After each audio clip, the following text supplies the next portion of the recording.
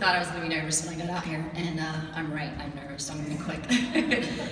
So thank you to Smart Circle for putting these events together, everyone that works behind the scenes. They're amazing every single year, and I know it's not easy getting us all to get our registration, on time, so we appreciate the patience and everything you guys do. Thank you to Larry for being such an inspiring leader. I've had the opportunity to do a lot of lunches over the year with Larry, with my guys, and every single time we leave, the biggest takeaway that we have is just how humble he is. His humility, it inspires us to be better people, it inspires us to want to achieve different levels of success in our lives, but it's just amazing to have someone who's so successful, that's so willing and giving of his time to every single person in this room, so thank you, Larry. To Scott Williams, I would not be here today if it wasn't for Scott Williams. He adopted me when I was a little baby rookie in the business, going nowhere real fast, and he's really shaped my mentality on how I do business and how I do life, and I'm so grateful. He hates when I say this, but he's like my business dad, and I'm always just trying to make dad proud all the time, and I really hope that I have, and I love you, Scott, so thank you. To my family, they're everything. My mom's my angel, my dad's my rock, my brothers, they're my first crew.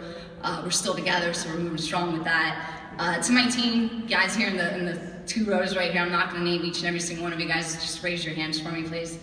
Thank you. Love you guys. You guys are everything to me. Renee, you are seriously, I'm going to pull a Kanye right now. She is my admin of the year.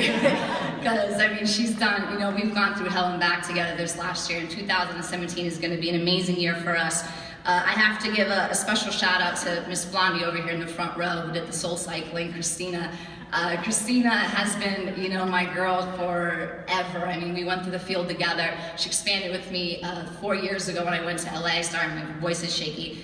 But, and I remember, I'm gonna cry, so I'm not gonna cry, so I gotta slow down. But last week, Christina and I celebrated our 3-year anniversary for when we promoted her into assistant management. So it was 4 years ago when I had 2 people in my business. And I made a lot of dumb mistakes, and it put me in that situation. And I remember I got an opportunity to get on a regional consultants organization call where he went through all of his owners, through all of their situations and broke them down and whatnot. And I was super excited because I'd never really done that before, and he finally gets to me and he's like, okay, well, we have Sandy, she's in LA, she's 23 years old, she just opened up 4 months ago, very excited to hear what she has going on. Sandy, tell us what you have going on. And I'm like, great, well, we're pumped. I have 2 guys in my business and we're motivated and we're ready to go. And he's like, okay, 2 guys, so okay, how many leaders do you have? Because obviously you got the 2 new guys, so how many leaders? Oh no, just 2 leaders, 2 guys, we're ready. Okay, so 2 leaders, so how many new guys, leaders, yourself included, how many total people do you have in your business? 2? And I just remember it being so silent. And it was just a moment where I'm like, did I say something wrong? And, in the nicest, most possible, supportive way, I'm so happy that regional gave me a reality check in that moment. And he's like, look, to be honest with you, you sound like a great girl because you have a great attitude about this, but you're in a B2B program, you're in LA, you have 2 people, you're on a race right now. And you're on a race to 5 leaders, or you're on a race to go out of business. And I just remember thinking to myself, go out of business, like that was never even in the cards. Like I wasn't even thinking that whatsoever, because I had a girl like Christina, and I knew that if she was in it, then I was going to be in it. And I think we were just so delusional to the reality of our situation, because we were just so motivated and excited. We knew what we had to do. We had already done it before, and it wasn't really a matter of if we were going to do it. It was just a matter of when we were going to do it. And that's exactly what happened. I mean, we went from 2 guys to 5 guys to 10 guys to 20 to 30 to a promotion into Sacramento, and then 6 promotions after that. And what's crazy is I'd be a fool to think that I would have been able to create all of that had it not been for the loyalty and the relationship that I had with her.